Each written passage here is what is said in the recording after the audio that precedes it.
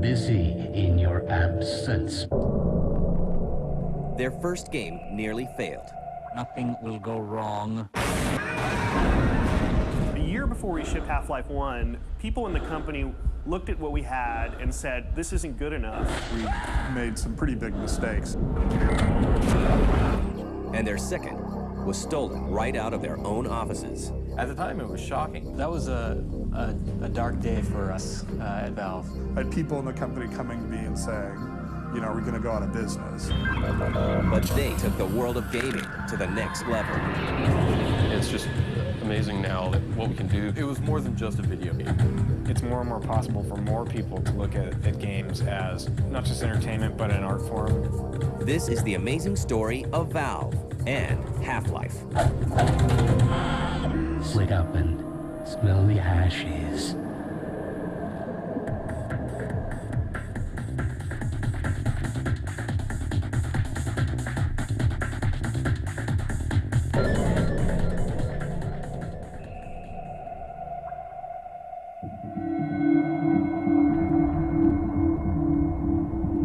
In 1996, a software developer at Microsoft named Gabe Newell is struck with a new idea. I got to know the guys at id, and the more I thought about what they were doing and the successes they were having with their distribution models as well as their technology, the more it seemed to me that that would be a lot more fun than working on operating systems. Gabe isn't the only person at Microsoft thinking about getting into gaming. Mike Harrington and myself met while we were working at Microsoft. We were both working in the operating systems group. We both worked with a guy named Michael Abrash, who's pretty famous as a game writer, and who also went over to id. Mike and I started thinking about possibly starting a game company. In 1996, Gabe Newell and Mike Harrington leave Microsoft to form Valve Software in Kirkland, Washington. Valve was really all about controlling the flow of an entertaining experience, having your hand on that knob, deciding when to turn it up, turn it down. That was a compelling metaphor. We signed the LLC agreement the same day that I got married. I was standing there all dressed up to go off and do my wedding vows, and Mike is frantically shoving papers under my pen so that we can get that taken care of. It certainly makes it easier to remember the company's anniversary and my wedding anniversary since they're on the same day. It was a novice game company, and guys from Microsoft who worked with games and worked with software, but not put together a game project. Michael Abrash was one of the first people we contacted and said, you know, can you give us advice? Michael Abrash was like, rather than going off and doing your own engine, you should come down to Texas and see what John Carmack and he were working on. Mike and Gabe and a couple other people went down to Texas. They had the code on a CD on the plane on the way home. They were just convinced this was the way to go. Valve has an engine. Now they need to figure out what to do with it. We were originally working on two projects simultaneously. One was a first-person action game. The other one was Prospero, which was a very different game. It was much more of a fantasy epic. That when we had played Doom, there seemed to be sort of two directions. One was this sense of very fast-paced, sort of a blaster, being in a shooting gallery. But Mike and I weren't as good as a lot of the people playing, so our sense of Doom was much more like, this is a really scary place, this is a very dangerous place. We're not in a shooting gallery, we're a target in a shooting gallery. And it was that sense of being in this world that we thought was really interesting. Valve ultimately decides to do a first-person shooter called Half-Life. Good morning, and welcome to the Black Mesa Transit System. Half-Life 1 started with something which was sort of revolutionary at the time, which was we started you off in an ordinary day at work with no weapons and no sense of peril. You were just a scientist named Gordon Freeman. Morning, Mr. Freeman. Looks like you're running late. It was showing up for a day at work at the Black Mesa research facilities.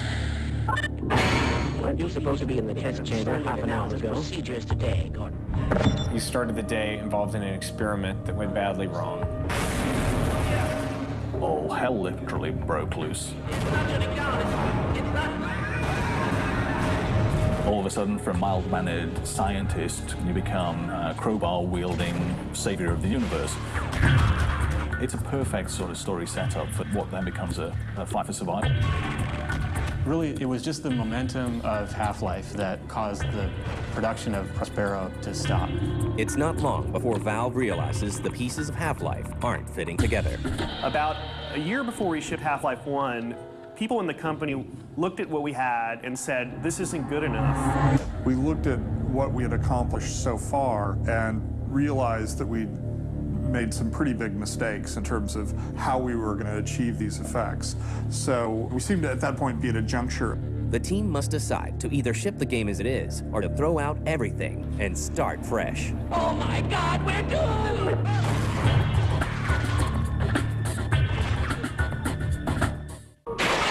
It's about to go critical. Aren't you supposed to be in the test chamber half an hour? By 1997, after an entire year spent in development, Valve decides that Half-Life is missing the mark and gives the game a complete redesign.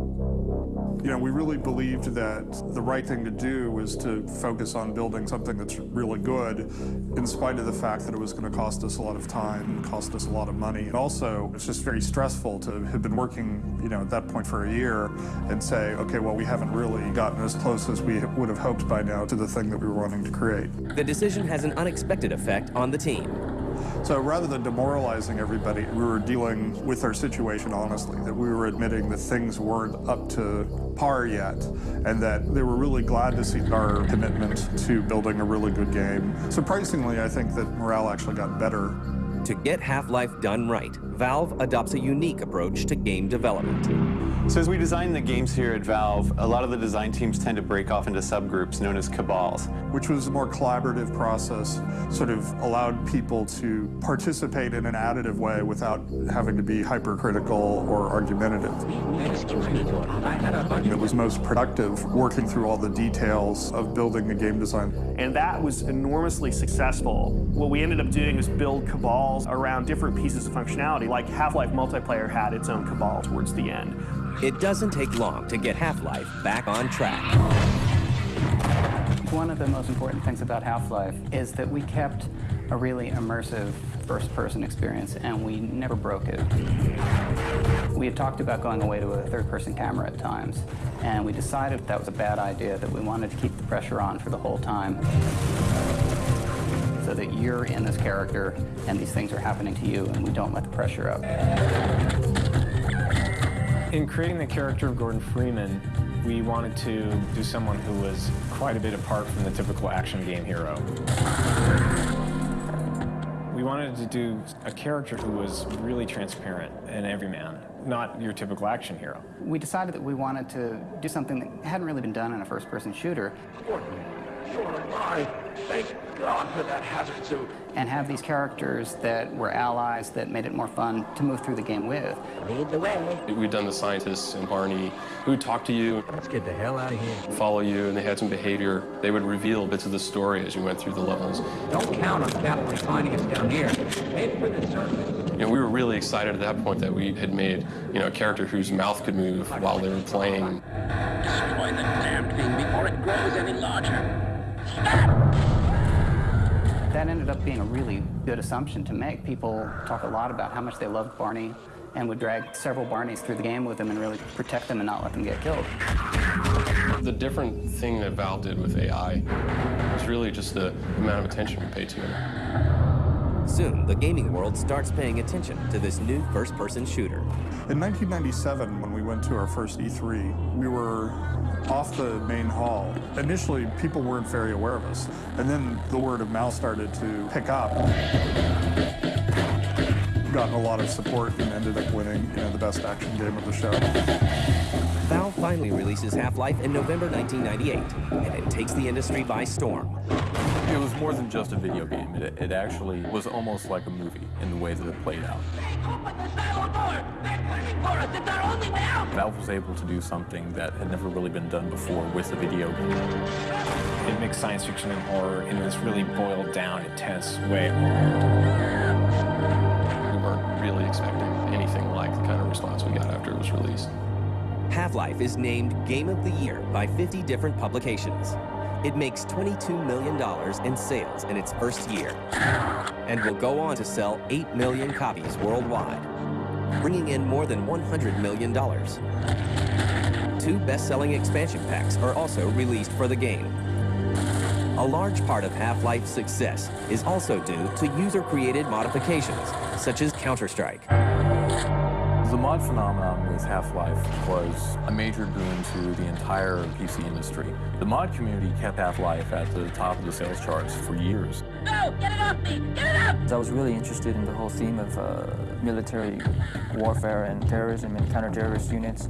To me, that just made sense to make a game out of that. As Counter-Strike got more and more popular, by about the 4th or 5th beta, we had surpassed Valve's games in terms of player numbers. Counter-Strike will go on to become the most played online game in America. Meanwhile, plans for Half-Life 2 start up right away. Rise and shine, Mr. Rise and shine.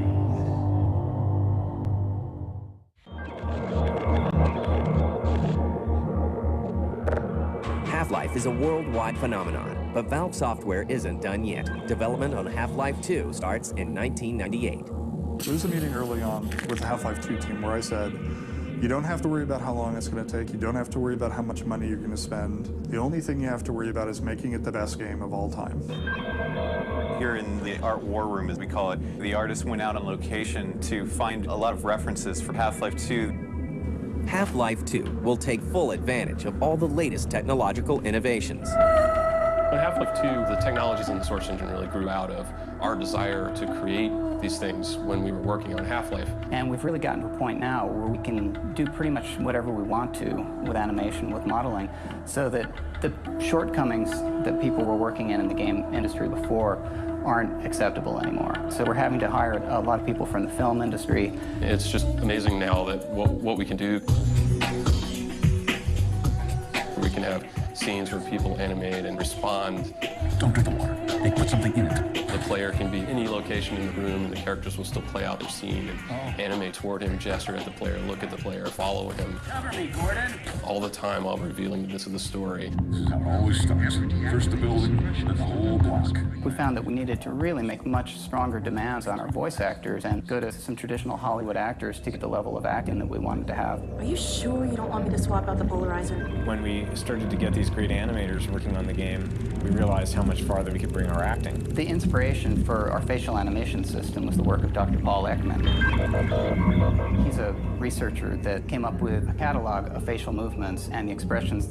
So we went to his system and came up with a set of 34 different facial muscle groups that we modeled on all of our characters that can then be animated and so that you get very realistic facial expressions and the face is always in motion.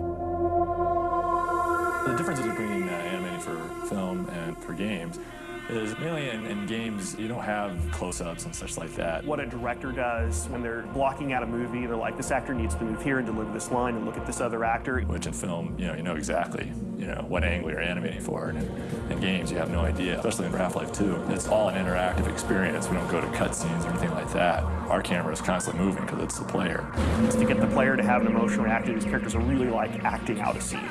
So all our animations, gestures and movements need to be more broad so that it can read from almost any angle. The same amount of detail that goes into creating the character models also goes into creating the characters' personalities. We found that players really got emotionally attached to our characters, and so we made a huge investment in character acting. Remember when we thought Black Mesa was as bad as it could get? We had to come up with very solid personalities and characterizations for the characters so we could stay with that. I can't take it anymore. We created character profiles for all of the major characters and went through a deep series of questions like about their heritage, where they're born, what their parents were like, their religion, sexual preferences, etc. We'd go through this litany of questions so that we'd really get a pretty good feel for who the character was. And then we tried to find the face that worked with that, and then it really gave us a great grounding for casting the voice because we really knew who the person was. Pay attention, Mr. Freeman. While Valve works on making Half-Life 2, the public is kept in the dark.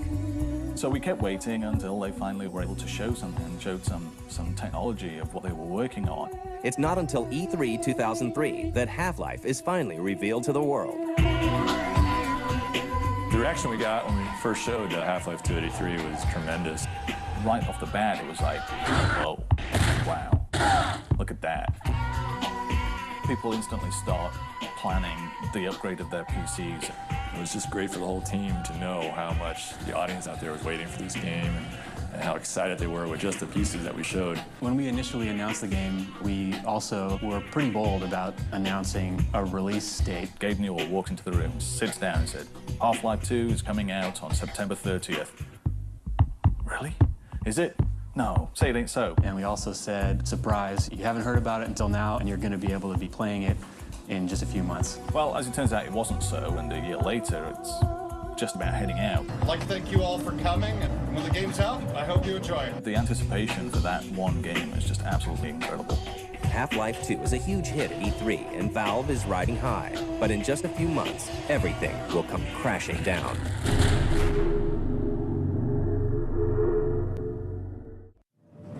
The Source engine gives us the wide variety of visual effects that are possible.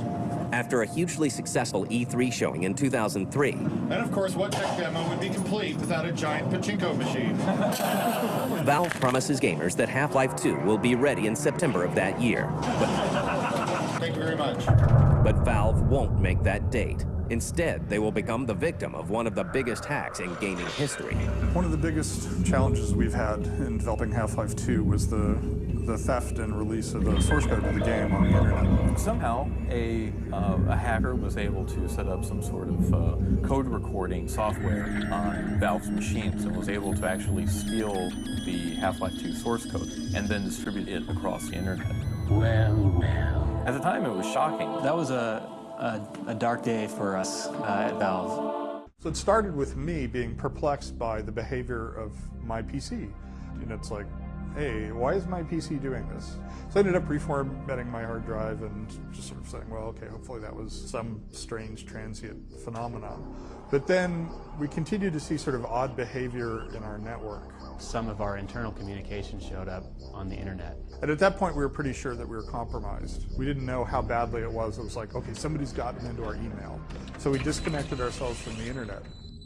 The people who had broken in and had ongoing access to our network decided that, okay, the jig is up, and that's when they started posting all sorts of email. We immediately thought we had some kind of security problem, but it got much, much worse. And we started doing sort of forensic stuff, and the more we looked, the more scared we got, because somebody had put all the software onto my machines. Within a space of just a few hours, when we started seeing screenshots of our game show up online and even source code for the game engine itself. So at this point, we're like, okay, we've been compromised.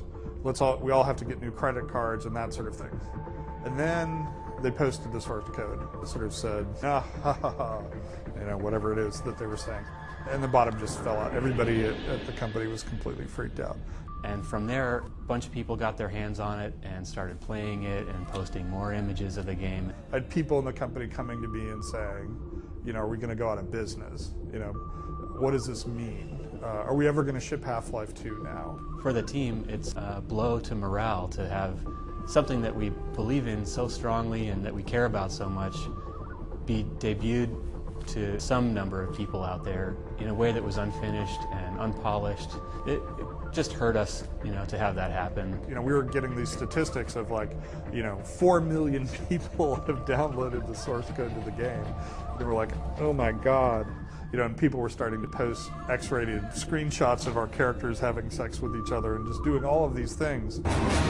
So we got a hold of the FBI and trying to see if they could help us track us down. We were spending a bunch of time trying to figure out what had been done to our network and trying to dig ourselves out. The FBI was not giving us warm fuzzies that this issue was going to get resolved. They were like, well, no, almost never, nobody ever gets caught. We appealed to the gamer community for help with this problem. They're the ones who help us with everything else we do. So we sent out a message saying, look, our stuff has been stolen. We know that you're anxious to play it just as much as we're anxious to release it. This hurts, so we could use all the help we can get with trying to find the people responsible so this doesn't happen to anybody else. The community just instantly sort of latched onto this. The response to that was amazing. Tens of thousands of email messages were sent to us with tips about possible sources of the leak or where people were seeing stuff show up online. I got about 8,000 responses, like, okay, here's where I got this source code from. And as we started to converge, people were being called in to question by the FBI. And the word started to go out that they're closing in on this guy in Germany. And that's when that person in Germany contacted me saying, please, I'm not such a bad guy after all. Eventually we did get results from the combination of the community's involvement and the FBI's involvement. Without the gaming community, I would be surprised if we were able to have any meaningful success. They were arrested and prosecution is ongoing. With the source code theft behind them, Valve goes back to finishing Half-Life 2, from the storyline to the gameplay. You start off the game again, figuring out your whereabouts in the world. Welcome to City 17. You're deposited in City 17, which is a mysterious city created out of the ruins of other cities. You're surrounded by a populace that's totally beaten down and is waiting for some reason to strike back, sort of a depressed powder keg. And Gordon Freeman, the usual situation for him is he's a catalyst for change. Half-Life 1 was really known for having pretty advanced AI, and we knew that going forward we were going to have to make additional investments in the AI. We spent a lot of time thinking about the squad AI and stuff like that. We really had just tons of gameplay, physics and simulation as ideas. We can put you in a situation where you can use your wits, use your environment to really give you a really rich gameplay experience with lots of freedom. Half-Life 2 will also expand Valve's relationship with the gaming community. Modding's changed a lot, going from sort of the old school days of where people would just sort of, here's an engine, see what you can do with it, to today where we have a thing called a software development kit, which we deliberately build and give the mod makers for them to go and build the mods for. Valve also introduces a new content distribution system. Steam is a new type of distribution model that Valve has come up with, where you're able to purchase your games completely online. Steam is letting us have a much more direct relationship with our customers. We can use Steam to communicate about our games, deliver updates immediately to a huge number of people. Half-Life 2 is finally released on November 16, 2004. We were terrified that we weren't going to be able to pull it off. And for the people at Valve Software, the game is worth the wait. 10 years from now, people look back at Valve and see a company that really genuinely cared about the games and the people who play games. They didn't cut corners, and yeah, they may have never shipped on time, but they at least lived up to its responsibilities to moving things forward. When people evaluate Half-Life 2, they'll be able to look at it as not just entertainment, but an art form in the way that comic books and movies and books have come into their own as art forms, as well as being entertaining. That's all for now.